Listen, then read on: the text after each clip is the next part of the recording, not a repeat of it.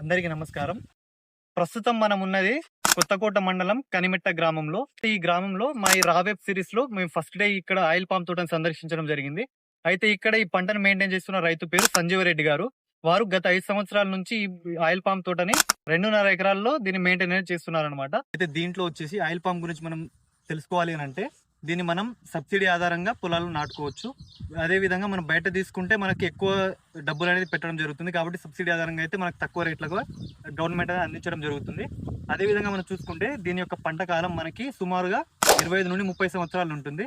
కానీ మొదటి 4 సంవత్సరాల తర్వాతనే మనకి కాపు రావడం అనేది జరుగుతుంటుంది అనమాట. వానాకాలంలో నీరు ఇవ్వాల్సిన అవసరం ఏమి ఉండదు, అంటే వర్షాలు సరిగా ఉన్నప్పుడు.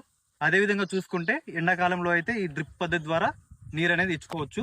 అయితే దీని తర్వాత మనకి మొదటి 4 సంవత్సరాలు ఎలాంటి పంట అనేది మనకు రాదు, దిగుబడి అనేది ఎలాంటిది రాదు. అయితే దీంట్లో మనం కొన్ని అంతర పంటలను వేసుకోవచ్చు. ఈ విధంగా వేసుకోవడం వల్ల మనకు కొన్ని లాభాలు అనేది రావడం అనేది జరుగుతూ ఉంటుంది అనమాట. ఫస్ట్ 4 ఇయర్స్ వరకు. దాని తర్వాత 4 ఇయర్స్ అయిపోయిన తర్వాత మనకి ఎవ్రీ 20 to 30 days, అంటే ప్రతి నెల మనకి దిగుబడి అనేది రావడం అనేది జరుగుతూ ఉంటుంది. ప్రతి నెల మనం వీటిని తెంపుకొని మనం మార్కెట్కి అనేది తీసుకెళ్ళవచ్చు. వీటి ధర ఇప్పుడు ప్రస్తుతం అయితే రైతు చెప్పేదాని ప్రకారం ఒక టన్నుకి 23 నుండి 24 వేలు పలుకుతుంది అంటున్నారు. సుమారుగా 23 నుండి 24 రూపాయలు ఒక కేజీకి అనేది పడుతుంది అనమాట. అయితే దీన్ని మార్కెట్లో వచ్చేసి చాలా డిమాండ్స్ అనేది ఉందన్నమాట. లైక్ ఇప్పుడు మన ఎవ్రీలో చూసుకుంటే పామాయిల్ని ఎక్కువ యూజ్ చేస్తున్నారు.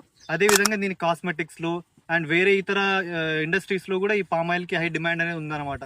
కాబట్టి రైతులందరూ ఈ సబ్సిడీ ఆధారంగా ఈ పామాయిల్ని వేసుకోవడం వల్ల మనం ఎక్కువ కష్టపడకుండా కూడా మంచి దిగుబడి అనేది అండ్ మంచి లాభాలు అనేది పొందవచ్చు.